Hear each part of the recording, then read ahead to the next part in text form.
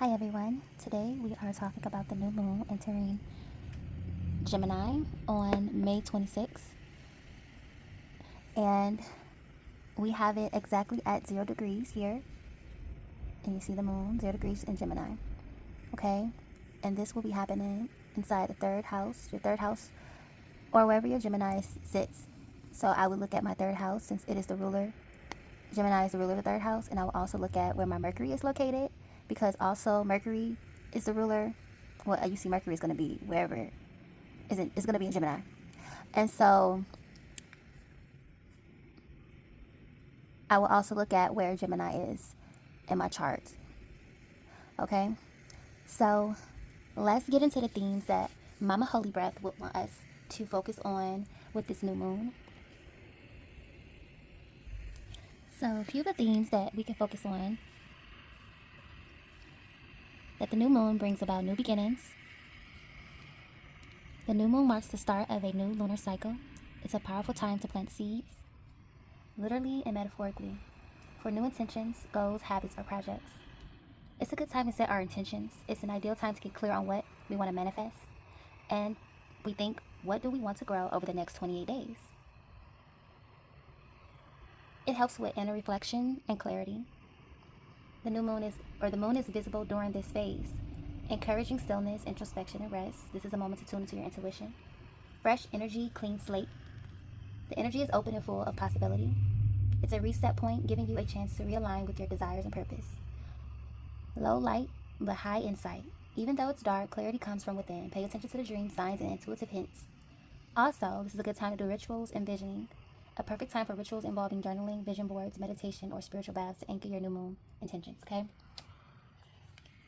So those are a few focus points when we get into our carpool to keep in mind. So let's see other energies that we can focus on when it comes to the transits as well. So I'm going to ask Universal Breath to protect me, uplift me, and guide me in this reading. So what the collective that is watching this should focus on with this new moon and Gemini.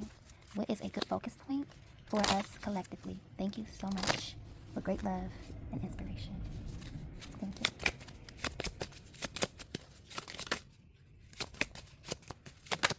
Okay, we have a flip card here. The house one. Let's see if we can get one more going. Okay, and we have opposition. Okay, so since we got house one, I'm hearing that it's important for us to look at themes around wherever our Aries lies, since Aries rule the first house. To look at our first house according to our sun sign.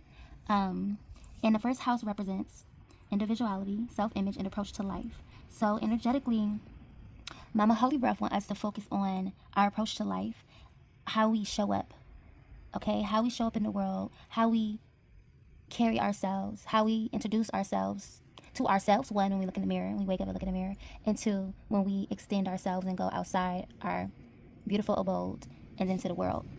Okay, this is the energy for individuality around this time. So themes around leadership, self-assertiveness, oneness with yourself. I hear connecting with your source self.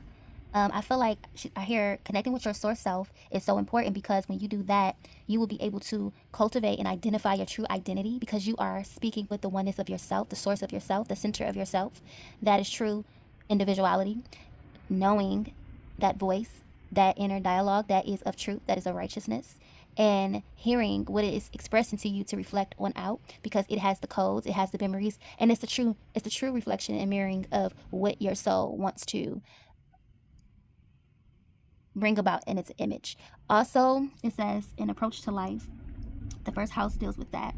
So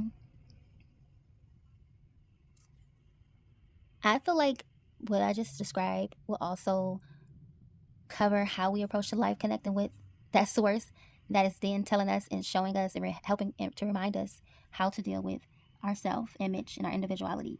And it also would guide us to how we should approach life, right? It's so deep because and it's like it's confirming what I'm saying because you see how this bird is literally coming out of an egg.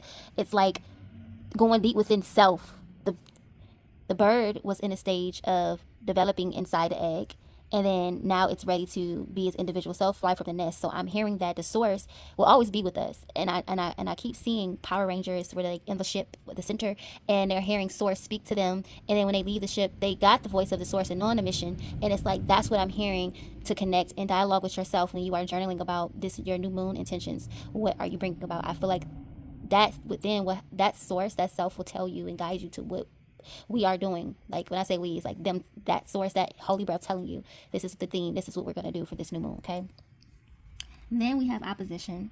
We can see if there's any oppositions happening around this new moon. Opposition is basically imbalance, a point of tension in a power struggle, and it's a 180 degrees angle. And basically, I see one here. You see that line right there? So we're looking for themes of that tension, points, power struggles, and there could be things around that with our self-image and how we approach life and our individuality. It's important for us to get on key with our individuality this new moon. The desires, this heart is it's a candle on this heart. Let me see if y'all see that candle. It's like a heart. I'm hearing heart desires.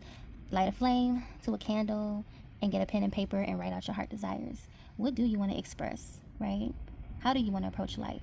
And there might be some tensions that come up with this opposition card when you begin to do that. There might be some imbalances that you feel, and that's okay. Keep going, keep pressing forward. Let's see if there's any more things that Mama Holy Breath wants us to focus on this new moon. Moon in Gemini.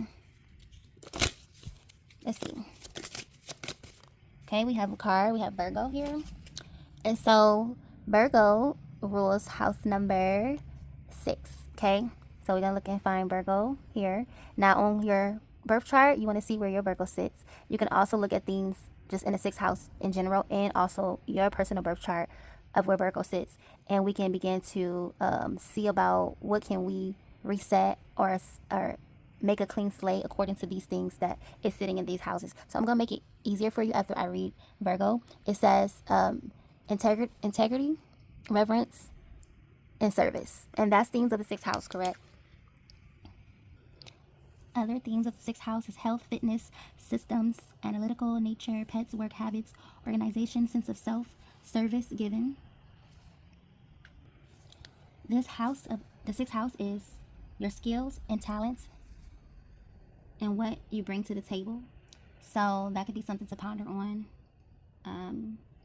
And then 2, I didn't get to name all of the things of the 1st house, but I did say the individuality, self, appearance, beginnings, the body. So that makes sense because new moon is about beginnings, right? The body, attitude, identity, approach to life. We said that. Expectations, physical characteristics. So basically pretty much the same.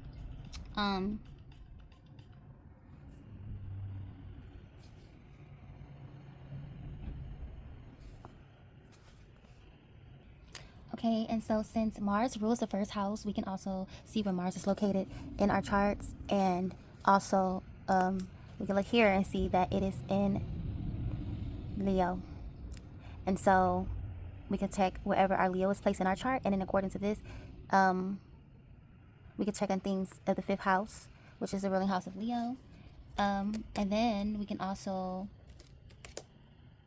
keep in mind that Aries rules the head, the face, that deals with appearances. And then Aries phrase is I am. So I am that I am. That reminds me of the Most High. That's why I was talking about Source Center. I am. The day it rules is Tuesday. The birthstone is ruby diamond. And it's in its lower nature. It's aggressive, self-centered, controlling, impulsive, egotistic. So that could be, beware of those type of things getting in the way of our new moon intentions. Because remember, we have opposition here that was, telling us to, be mindful or look out for things that could create a bit of tension. So maybe we can look at the opposite end of what Mama Holy Breath told us to look at. Like basically, since it's the 1st house, what's the opposite end of Aries, which we just read? Aggressive, self-centered, controlling, impulsive, egotistical, making sure we're not falling into things of that, because that can be opposition. And then Virgo's reverse energy is narrow-minded, self-righteous, self-doubt, okay? And its upright energy is giving, independent, servicing, analytical, efficient, perfectionism, integrity, reliability. Also, with the sixth house, it deals with the intestines and abdomen. Maybe that we can focus on things of that. Maybe cleaning our intestines, doing deep cleanses around that time, praying over our intestines, our abdomen, our face, praying over our face, our head. Um, Also, it's good to know that Mars deals with, or the key words you can think about when you're dealing with Mars is confidence, passion, ambition, leadership, strength, since it's the ruler of Aries and the ruler of the first house. And the reverse energy of Mars is anger, impatient, aggressive, power, control freak. Also, Mars rules Scorpio. So if you want to go deeper, you can definitely look into things and see where your Scorpio sits. But Scorpio rules house number 8, if that you're interested in that. And I think that this sums up a good start. Like, I feel like this is homework. So basically, we discussed what new moons is about: fresh energy, clean slate, inner reflecting, clarity, setting intentions, new beginnings, rituals, visioning. And so taking what the cards gave us to look at and dissect, meanings, a focus point to help amplify what it is that we are trying to create with that new moon coming about. I feel like it's good to see what Universal Breath has to say in the alignment of these planetary events, right? And so that's why I wanted to come on here and do this video, because we often just do the new moon intentions, but what about with Universal Breath? Like, what if there's something and other things that we can focus on and unfold and unclaw when it comes to the planets and astrology, just the full spectrum.